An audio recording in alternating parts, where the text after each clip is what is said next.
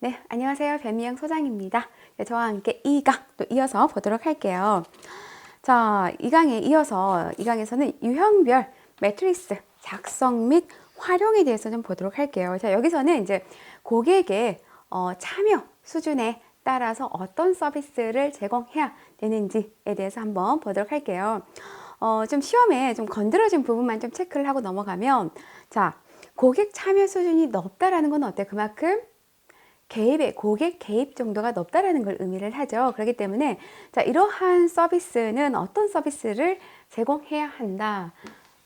바로 개별화된 맞춤 서비스, 즉 개별화된 맞춤 서비스를 제공을 해야 되는 게 필요하고요.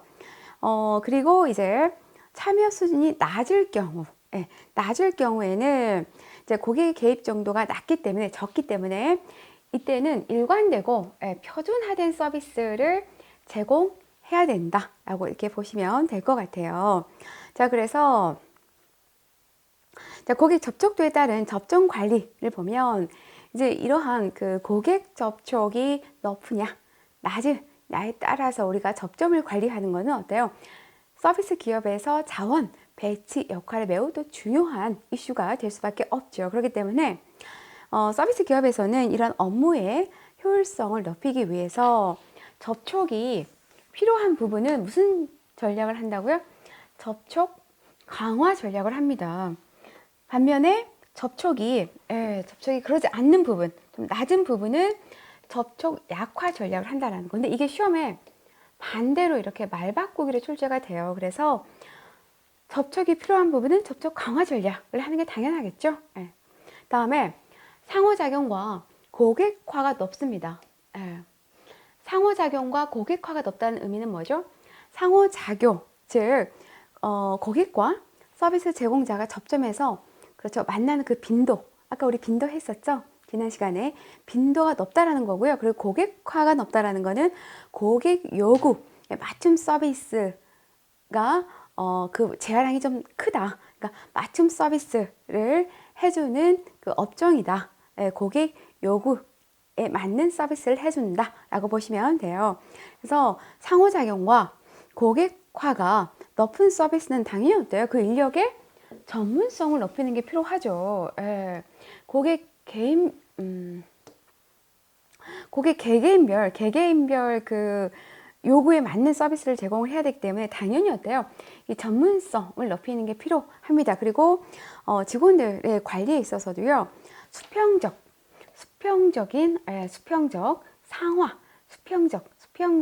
그런 관리가 필요하다. 하지만 반면에 상호작용과 고객화가 낮은 서비스죠. 상호작용과 고객화가 낮은 서비스는 어떤 서비스를 한다고요? 좀 일관된 표준화된 운영 절차와 그리고 상하관계, 좀 엄격한 상하관계의 그런 그 관리가 종업원 관리가 필요하다라고 이렇게 보시면 될 것 같습니다. 그래서 고객과 장기적인 관계로 이제 이어질 경우에는 당연히 어때요? 전문적 직원이 좀 집중적으로 관리하는 게 필요하다. 그러니까 어떻게 보면 이제 장기적 관계라는 건 우리 회사의 VIP가 될 수가 있겠죠. 로열티 고객이 될 수가 있겠죠. 자, 이러한 부분은 어때? 전담 직원들이 있어서 관리를 하게 되잖아요. 이제 이런 거라고 보시면 됩니다. 자, 다음은 이제 서비스 산업의 기본 개념을 한번 보도록 할게요. 자, 서비스 산업에서 경쟁이 높아지는 이유와 그리고 제조업과 비교해서의 서비스 산업 특징을 좀 보도록 할게요. 이 서비스 산업 특징은 여기 보시면 이제 뒷장에 비즈니스 모델 부분에 나와 있는데 제가 내용이 비슷하기 때문에 가져와서 먼저 이렇게 설명을 드리도록 할게요. 자, 서비스 산업에서 경쟁이 높아지는 이유. 참 이게 번갈아 가면서 시험에 출제가 좀 많이 돼요. 많이 되는데 특히 이제 어떻게 출제가 되냐면 주로 이제 말바꾸기로 해서 시험에 출제가 됩니다. 예를 들면 낮은 진입 장벽이 아니라 뭐 높은 진입 장벽. 그다음에 기회가 적다가 아니라 뭐 기회가 많다. 또 대체 가능성이 뭐 높다가 아니라 낮다. 뭐 이런 식으로 해가지고 말바꾸기로 출제가 된다라는 거죠. 자, 그럼 하나하나 보게 되면 자, 1번 상대적으로 낮은 진입 장벽을 가지고 있죠. 아무래도 어때요? 이제 서비스업 자체가 좀 소규모, 소규모, 소자본으로 좀 할 수 있는 일이 많다 보니까 누구나 좀 이거 한번 해볼까? 라고 진입한다라는 거죠. 그래서 보통 보면 이제 이른 기업가들 많이 생기죠. 그러니까 이른 기업가들은 어때요? 사무실 하나 있고 노트북만 있으면 되잖아요. 그리고 자영업자분들, 그러니까 소상공인 분들, 이러다 보니까 진입 장벽이 좀 낮을 수밖에 없다라는 거. 그리고 이제 규모의 경제에 대한 기회가 적다. 그러니까 규모의 경제라는 건 이제 대량 생산인 거죠. 대량 생산 체계가 좀 어렵죠. 아무래도 이거는 서비스가 갖고 있는 어떤 특성으로 인할까요? 바로 서비스가 갖고 있는 비분리성이죠. 분리성. 비분리성의 특성으로 인해서 이러한 대량 생산을 구축하기가 쉽지가 않죠. 다음에 이제 제품의 혁신으로 대체 가능성이 높다. 특히 이제 우리나라의 서비스업 같은 경우는 주로 좀 단순 노동, 단순 서비스업의 비율이 상당히 높아요. 그러다 보니까 이제 이런 부분들이 어때요? 기계화 되어가고 있는 거죠. 뭐 키오스크, 자동화 이렇게 되어가고 있다라고 보시면 되고요.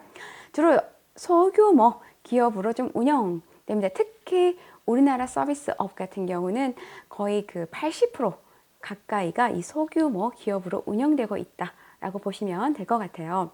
일단 고객 충성도 감소와 점차적으로 워낙 이제 서비스 그 업들이 많이 이렇게 등장이 되면서 그만큼 또 어때요? 충성도도 낮아지고 있죠. 낮아지고 있고, 그리고 또한 진입 장벽이 쉬운 만큼, 누구나 시작하는 만큼 또 어때요? 퇴출 장벽도 낮다라는 거죠. 뭐 하다가 좀 안 되면 접지. 쉽게 어때요? 접을 수 있다라는 거죠. 그다음에 수요가 불규칙합니다. 뭐 시간별, 요일별, 계절별 또 어때요? 수요가 좀 많이 들쭉날쭉하죠. 불규칙하다. 자, 그러면 서비스 산업의 특징을 좀 보면 낮은 진입 장벽을 가지고 있다. 진입 장벽이 낮다라고 했죠. 그리고 규모의 경제를 실현하기 어렵다. 대량 생산 체계를 갖추기가 힘들죠.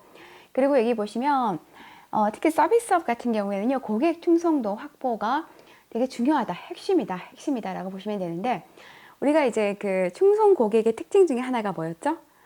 다른 경쟁 기업으로 이탈하지 않는 게 그 특징 중에 하나였죠. 그렇기 때문에 내가 그 서비스업을 하는데 충성 고객이 많으면 많을수록 뭐가 되느냐? 바로 경쟁 기업의 진입 장벽이 될 수 있습니다.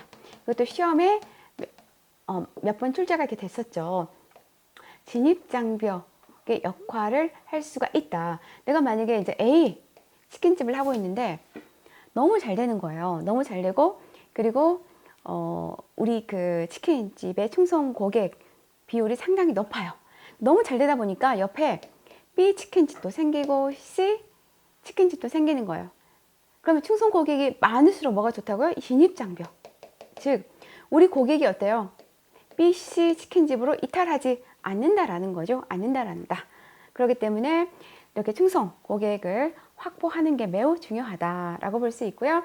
그리고 수요의 불규칙성, 수요의 변동이 심하다라고 했고, 그리고 내부 고객 만족이 또한 매우 중요합니다. 아무래도 이것도 서비스가 갖고 있는 무슨 특성? 동시성, 비분리성 특성으로 인해서 서비스가 전달되는 과정에 누가 참여를 한다고요?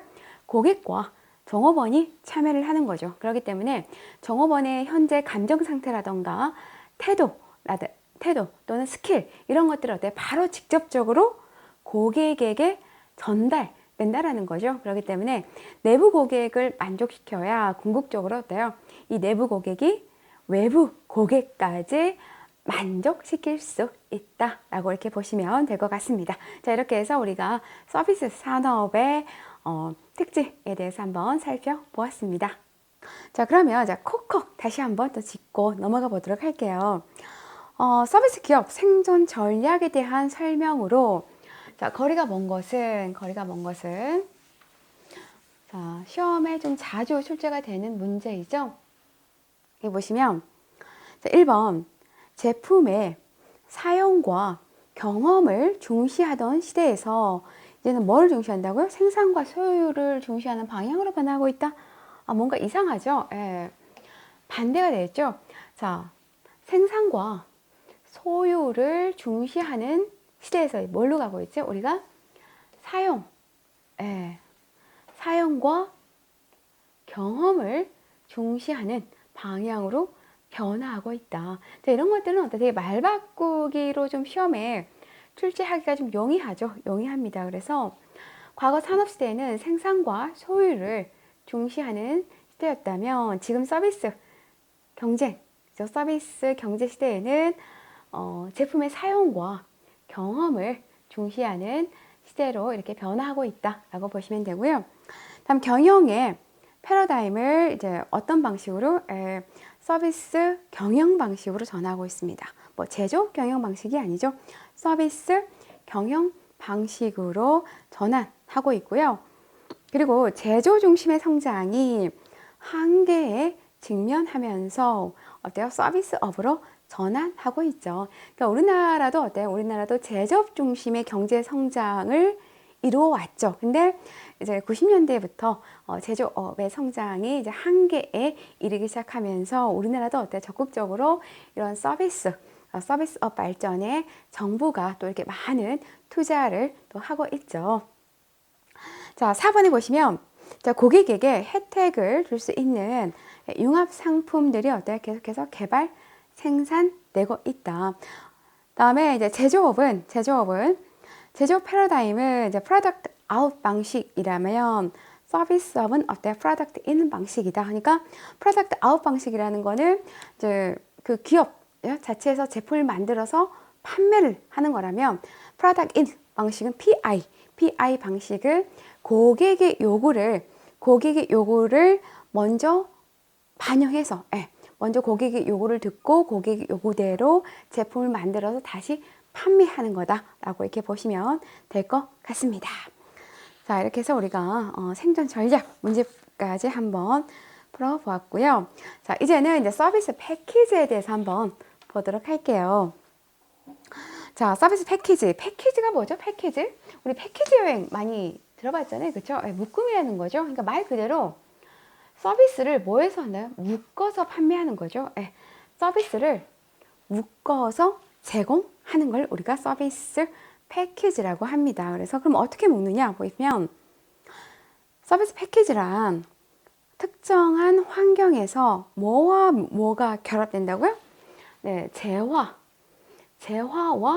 정보가 결합되어 제공되는 상품의 묶음을 의미한다. 이 문장이 뭐 연결형 또는 OX형으로도 이렇게 출제가 되었기 때문에 꼭 이 지문을 여러분들이 숙지를 해두세요. 뭐 시험에서는 재화와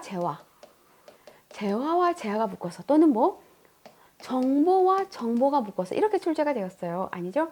재화와 정보가 결합되어 제공하는 상품의 묶음을 의미를 합니다. 두 번째 보시면 자, 서비스의 어떤 특성으로? 네, 무형적인 특성이에요. 그러니까 눈에 보이지 않죠, 서비스가. 그러니까 이러한 특성으로 인해서 가끔 시험에 이게 뭐로 나오냐면 이질성. 아니죠. 서비스가 가지고 있는 뭐 이질성으로 인해서, 이질적 특성으로 인해서 아니라 무형적 특성이죠. 눈에 보이지 않는 무형적 특성으로 인해서 경영자가 서비스를 어때요? 명확하게 서비스는 이거다 라고 좀 명령하기가 쉽지가 않기 때문에 이러한 서비스 패키지를 개발하게 되었다. 자, 그래서 여기 보시면 서비스 경영자들은 고객이 기대하는 부분과 일치하는 서비스 패키지를 제공을 해야 된다라는 거죠. 그래서 서비스 패키지는 크게 뭐와 뭐로 나뉜다고요? 네, 서비스 패키지는 크게 핵심 서비스와 부가 서비스로 이렇게 나누어집니다. 네, 핵심 서비스와 이제 부가 서비스로 나누어지는데 핵심 서비스는 고객들이 기본적으로 기대하는 서비스를 의미를 해요. 자, 보세요. 꼭 이 부분 시험에서 자주 언급되는 부분이에요. 자, 핵심 서비스는 고객들이 기본적으로 기대하는 서비스를 우리가 핵심 서비스라고 하고요. 부가 서비스는 핵심 서비스를 뭐 한다고요? 지원하는, 서포트하는 성격을 말합니다. 근데 요즘에는 제품 자체가 아닌 뭐에 의해서 예, 부가 서비스가 포함된 제품 패키지를 이제 구매하는 경향이 늘고 있다라는 거죠. 그래서 여기 보시면 핵심 서비스를 이용하기 위해서, 그러니까 핵심 서비스를 이용하기 위해서 부대 서비스가 필요한 경우에 바로 촉진 서비스가 핵심 서비스의 이용을 촉진시킬 수 있다. 즉, 그러니까 부대 서비스가 이러한 핵심 서비스를 촉진시킬 수가 있다라는 거야. 예를 들면 이런 거죠.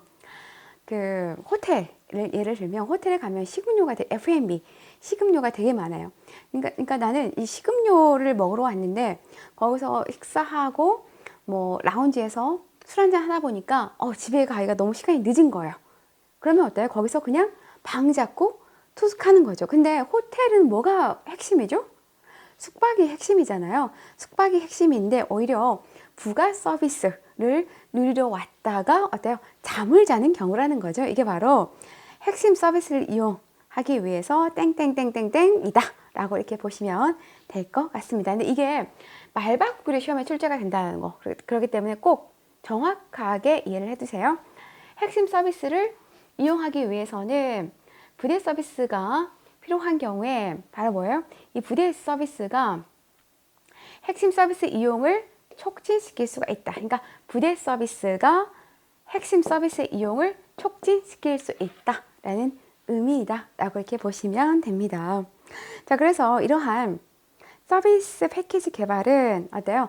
통합적 성격을 지닌다. 그래서 각 요소들이 어때요? 상호 의존적이고 보완적임을 좀 고려해서 우리가 개발을 좀 할 필요가 있다라고 이렇게 보시면 되는데요. 자, 여기서 중요한 건 뭐냐면 또 이 서비스 구성 요소 있잖아요. 네, 구성 요소. 시험에 정말 매우 출제가 잘 돼요. 자, 여기 보시면 여기서 시험에 이렇게 출제가 돼요. 이게 뭐 일반형, 연결형, 뭐 OX형, 또는 뭐 사례형으로도 이렇게 출제가 되는데, 자, 이렇게 출제가 되죠. 뭐 서비스 구성 요소에 해당되지 않은 것은, 그렇기 때문에 여러분들이 어때요? 구성 요소인 서비스 경험, 명시적 서비스, 묵시적 서비스, 정보, 지원 설비, 보조용품 이것들을 다 외우셔야 되는 거죠. 그리고 또 일반형으로도 출제가 되고 연결형으로도, 예를 들면 뭐 서비스 구성 요소는 땡땡땡땡땡땡땡이다 라고 해서 여기 하나에 뭐 오답 지문을 넣는 거죠.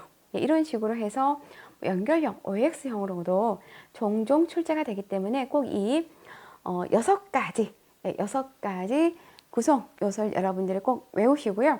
그리고 각각의 의미들도 여기 있죠? 네, 의미들도 여러분들이 이해하시면 됩니다. 자, 그러면 이제 하나하나 보게 되면, 자, 먼저 구성 요소 중에 하나인 서비스 경험이 있습니다. 네, 서비스 경험이라는 건 말 그대로 고객이 이러한 서비스 패키지를 통해서 얻는 경험을 얘기를 한다라고 보시면 돼요. 근데 여기서 그 서비스 패키지를 해서 고객에게 서비스를 제공할 때요, 이 6가지가 이렇게 있잖아요. 이 6가지가 다 묶어서 제공되는 게 아니라 뭐 2-3개가, 뭐 이 2개가 묶어서 제공될 수도 있고요. 아니면은 뭐 이렇게 3개 이상, 그러니까 2-3개 또는 3-4개 이상이 묶어서 제공이 된다라고 이렇게 보시면 돼요. 자, 그러면 다시 돌아가서 보면, 자, 서비스 경험이라는 거는, 그렇죠? 서비스 패키지를 통해서 고객이 얻게 되는 경험을 의미를 하고요. 그다음 명시적 서비스. 자, 명시적 서비스가 딱 나오면 본질적이다. 뭐 다른 말로 또 핵심적이다. 이것과 연관해서 여러분들이 이해하시면 됩니다. 그래서 그 서비스가 가지고 있는 가장 본질적인 그런 구성 요소라고 보시면 되겠죠. 근데 이제 이 명시적 서비스는 뭐를 통해서 알 수 있어요? 네, 우리의 감각, 즉 오감, 뭐 시각, 눈으로 보는 거, 코로 냄새 맡는 거, 촉각, 뭐 이런 것들이, 촉감 이런 것들 있죠. 그래서 오감을 통해서 고객이 직접적으로 알 수 있는 서비스를 우리가 명시적 서비스라고 한다라고 보시면 되고요. 다음 이제 묵시적 서비스라는 거는, 자, 묵시적이 나오면 뭐와 연계해서 이해하시면 되냐면 심리적으로. 심리적으로 느껴지는 서비스입니다. 그러니까 그 외관이라던가 감정 등을 통해서 이렇게 심리적으로 느끼는 서비스를 우리가 의미를 한다라고 이렇게 보시면 돼요. 예를 들면, 자, 명시적 서비스는 감각을 통해서 알 수 있는 거잖아요, 직접적으로. 예를 들면 내가 타이어가 되게 오래됐어요. 타이어가 되게 자동차 타이어가 되게 오래돼서 새 걸로 갈았어요. 그럼 어때요? 차가 되게 부드럽게 나가죠. 느낄 수 있단 말이에요, 직접적으로. 이런 것들. 이게 바로 명시적 서비스이고요. 다음 묵시적 서비스는 이제 심리적으로 느끼는 서비스의 부분이기 때문에 예를 들면 이런 거죠. 뭐 직원의 친절, 태도 이런 것들은 어떤 심리적으로 느낄 수 있는 거죠. 그리고 예를 들면 뭐 대학교 학위의 위상 같은 거, 예를 들면 이런 것들도 어때요? 심리적으로 느낄 수가 있는 거다 라고 보시면 됩니다. 다음 정보. 정보는 효율적이고 개인화된 서비스를 제공하기 위한 고객 데이터베이스를 의미를 하죠. 그러니까 뭐 병원이다 그럼 환자의 진료 정보, 또는 내가 무슨 그 소셜 마켓이다 그러면 이 소셜 마켓에 등록되어 있는 뭐 고객의 정보라고 이렇게 보시면 되죠. 다음에 지원 설비는 서비스 제공 이전에 반드시 갖추어야 되는 뭐죠? 물리적인 자원을 의미를 합니다. 뭐 예를 들면 자, 스키장이라고 쳐요. 그럼 스키를 타기 위해서는 기본적으로 뭐가 있어야 돼요? 리프트 시설을 갖춰야 되잖아요. 이런 것들. 그리고 이제 만약 골프장이다. 그럼 당연히 어때요? 18홀 그 코스를 갖춰야 되잖아요. 이런 것들을 의미를 한다. 다음에 이제 보조용품이 있습니다. 보조용품을 서비스 제공 과정에서 고객이 추가로 구매하거나 제공받은 물품을 이제 의미를 한다라고 이렇게 보시면 돼요. 그래서 꼭 이 구성요소 6개 구성요소와 그 의미, 특히 제가 이 보라색으로 체크해둔 부분을 꼭 숙지하고 넘어가세요. 자, 그럼 바로 문제 한번 풀어볼게요. 자, 다음 중 서비스 패키지에 대한 설명으로 올바른 것을 1번 서비스 패키지는 특정 환경에서 재화들의 결합으로 제공되는 상품의 묶음을 의미한다. 아까 했죠. 재화들의 결합이 아니라 재화와 뭐에 대한 결합이라고 그랬죠? 정보라고 그랬죠? 정보. 재화와 정보의 결합으로 제공되는 상품의 묶음을 우리가 서비스 패키지라고 했죠. 자, 2번 서비스 패키지는 자, 지원 설비, 명시적인 서비스, 묵시적인 서비스, 정보 보조용품 등으로 구성된다. 맞죠? 이렇게.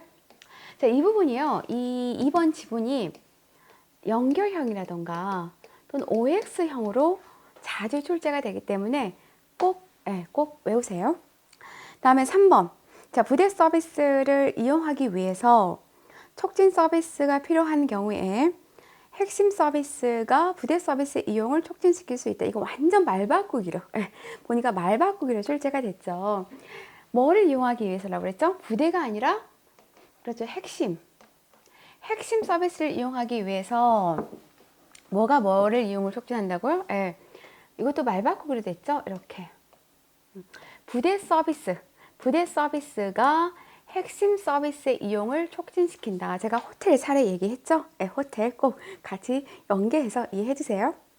다음 4번. 서비스 경영자들은 다양한 고객 니즈를 충족시키기 위해 가능한 모든 요소를 서비스 패키지에 포함한다? 이 부분이 우리 수험생들이 헷갈릴 것 같아요. 모든 요소를 서비스에 포함시킨다? 아니에요. 아까 제가 얘기했죠?